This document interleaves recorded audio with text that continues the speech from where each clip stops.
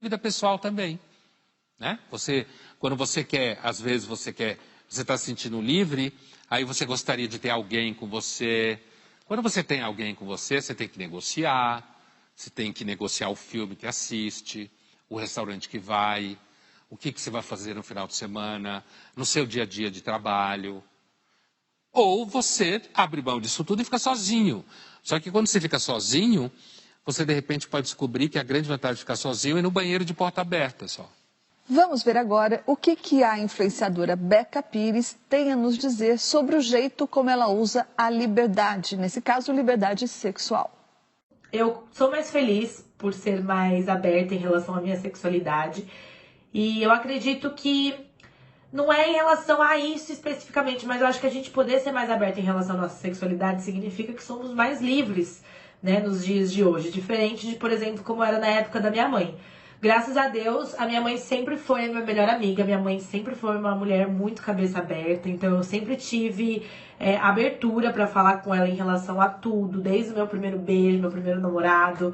Sempre foi muito fácil pra eu ter essas conversas com ela, ela sempre me acolheu muito, porque minha mãe é minha melhor amiga e sempre foi. Só que tem uma contrapartida também, porque a gente acha que, nossa, século XXI, as pessoas já são mais cabeça aberta e tal, mas ainda tem muito machismo enraizado, tem muitas pessoas que não entendem, tem muitas pessoas que menosprezam mulheres que são mais abertas sexualmente. Então, assim, você tem que também assumir a responsabilidade de você se abrir assim, sabe? Você tem que arcar com as consequências, porque você vai ter que ouvir muita besteira, você vai ter que bater de frente com muita gente que tem uma cabecinha desse tamanho, e principalmente homens, né? Porque ainda tem muito machismo. Eu acho que da mesma forma que o homem pode ser livre sexualmente e ninguém julgar, acredito que as mulheres também têm que ter essa liberdade de poder falar, de poder fazer sem ser julgada, porque afinal a gente tem vontade, tem desejos iguais aos homens, e eu acho muito injusto a gente ter que se reprimir por conta de julgamentos alheios, sabe? Sem dúvida nenhuma, não tenho nenhuma dúvida que uma menina de 20 e poucos anos hoje olha para si e percebe que ela pode transar com mais gente do que, sei lá, alguém que vivia antes. Mas eu acho que tem algumas coisas no que ela fala que a gente pode tentar esclarecer. Primeiro, eu acho que ela se equivoca. Quem normalmente fala muito mal de meninas que transam muito são outras meninas. Isso é fato. A gente não pode dizer isso hoje porque está dentro do pacote de mentiras. Mas o mais comum é justamente outras meninas falarem mal de meninas que transam fácil. Do ponto de vista masculino, as meninas que transam fácil é uma bênção, certo? Sempre foram, sempre foram. Porque para os homens, isso que eu acho que é interessante, inclusive, olhando todo esse debate da liberdade sexual feminina, do ponto de vista masculino, heterossexual, eu acho que o homossexual também poderia fazer a mesma observação. Mas como a questão é entre homens, então talvez tenha alguma diferença. Mas do ponto de vista heterossexual masculino, porque o homem normalmente foi mais livre do que as mulheres, né? Essa é uma discussão bem complicada e hoje muito objeto de militância. Então, eu caminho sobre ela com cuidado para não cair nos clichês. Mas do ponto de vista masculino e heterossexual, que experimenta há mais tempo a liberdade sexual, parece muito ingênuo alguém achar que quando você é livre sexualmente, você de fato será mais feliz. Entende o que eu estou dizendo? Eu não tenho dúvida que é melhor você poder transar com quem você quer. Acho que isso é uma questão... Não acho que isso necessariamente vai fazer você ter uma vida sexual tão melhor. Mas não há dúvida que se você puder transar com A ou B, é bom. Agora, achar... Aliás, esse é um argumento que o Nelson Rodrigues já tinha levantado. Achar que a liberdade sexual, de fato, vai deixar você mais feliz, parece coisa de gente que, na verdade, faz pouco sexo ou goza pouco. Isso faz sentido, então, diante do que o Bauman tinha dito. Quer dizer, liberdade da qual você desfruta agora, você não sabe exatamente o que fazer com ela. Talvez as pessoas estejam transando menos agora do que antes, talvez elas estejam fazendo pouco uso dessa liberdade sexual. É difícil, porque, na verdade, sobre sexo todo mundo mente, né? É que antes só os homens mentiam, agora as mulheres também mentem, né? Mentem no sentido de... Como assim antes só os homens mentiam? Mentiam no sentido de dizer que pegou todo mundo, nesse sentido específico, desse tipo de mentira. quero dizer. Então, assim, mas o fato é que, assim, a ideia um tanto ingênua de que no momento em que você consegue transar com muitas pessoas, isso é uma rota que vai deixar você feliz, esse é o equívoco. Quando você aumenta a experiência sexual, a possibilidade de experiência sexual, você pode acabar descobrindo, de repente, que você nem gosta tanto de sexo assim. Vamos agora à nossa caixa de perguntas. Pondé, o Anderson pergunta para você: esse mal-estar foi impulsionado pelas redes sociais?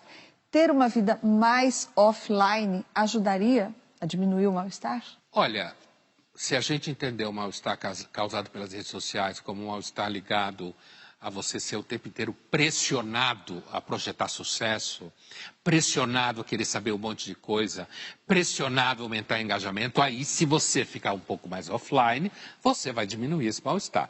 Contanto que você não fica offline e aí com mal-estar, porque você acha que está perdendo alguma coisa nas redes sociais. Certo? Aí não tem muita saída. Eu acho que não tem saída para o mal-estar contemporâneo. Para participar do Linhas Cruzadas, envie a sua pergunta ou seu comentário através das redes sociais da TV Cultura usando a hashtag Linhas Cruzadas. E Linhas Cruzadas volta já já, e depois de falarmos sobre o mal-estar causado pela repressão do desejo, o mal-estar causado pela liberdade, agora nós vamos falar do mal-estar causado pela pressão, pela autonomia e pela eficiência.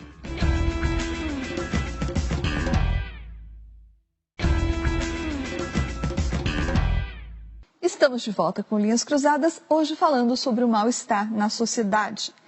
Pondé, então, retomando bem esquematicamente, a gente já falou sobre o mal-estar do Freud, o mal-estar na civilização, em que ele fala que o mal-estar é fruto da repressão do desejo e causa, sobretudo, um sentimento de insatisfação.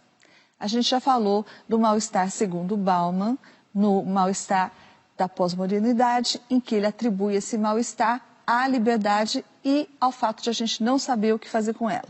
E daí o sentimento predominante de mal-estar, segundo Bauman, seria o fastio. E agora, então, a gente tem o sociólogo francês, o Alain Ehrenberg, que escreveu o livro O Mal-Estar na Sociedade. Então, qual que é a tese, essa terceira tese do mal-estar do Ehrenberg, e qual é o sentimento predominante de insatisfação, aliás, de mal-estar, segundo ele? Eu vou dizer qual é a característica, digamos assim, predominante, e depois eu vou falar qual é essa dinâmica que ele descreve.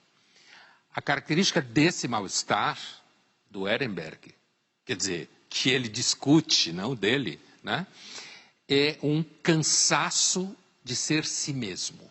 Como diz o livro que eu citei, cansaço de ser si mesmo. Que cansaço é esse? É um cansaço, agora falando da dinâmica, é um cansaço de você ter que ser autônomo o tempo todo, ser responsável pelas suas decisões morais. Você não pode remeter a nenhum conjunto de valores prévios, porque você criticou tudo, certo? Porque você deixou claro, a sociedade inteira criticou, é tudo machismo, é tudo patriarcado, é tudo capitalismo, é tudo igreja, certo? Então agora é você e você. E você é convocado, então, e aí ele vai falar disso no processo da sociedade burguesa, você é convocado a ser um indivíduo autônomo que escolhe o tempo inteiro. E esse indivíduo autônomo que escolhe o tempo inteiro ainda tem que ver a si mesmo como um sujeito de potências. Se eu não cheguei lá, é porque eu não me desenvolvi o suficiente. Se eu não acertei, é porque eu não dei os passos certos. Se eu não consegui ser feliz, é porque eu ainda não consegui pôr em prática aquilo que pessoas felizes põem em prática. Então você junta um si mesmo, que é aquele único ser que caminha sobre a Terra, com outros si mesmos ou outros indivíduos que você demanda dele a mesma coisa e ele demanda a mesma coisa de você. Então o Ehrenberg vai dizer o seguinte: agora o contrato social ele está pautado na ideia de que somos todos átomos individuais, super capazes, super suficientes, super eficientes, que vamos ter sucesso. E aí o que acontece? Você capota. você descobre que você não consegue. Você não é tão capaz, você não é tão suficiente, você não é tão eficiente. Nem nunca será, certo? Mas você é bombardeado o tempo inteiro com isso, e o resultado é que você descobre que você é insuficiente.